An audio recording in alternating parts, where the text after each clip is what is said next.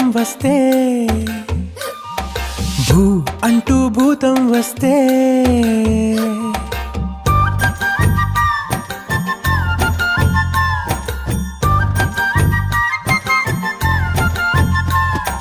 భూ అంటూ భూతం వస్తే ఆగకే అమ్మాడి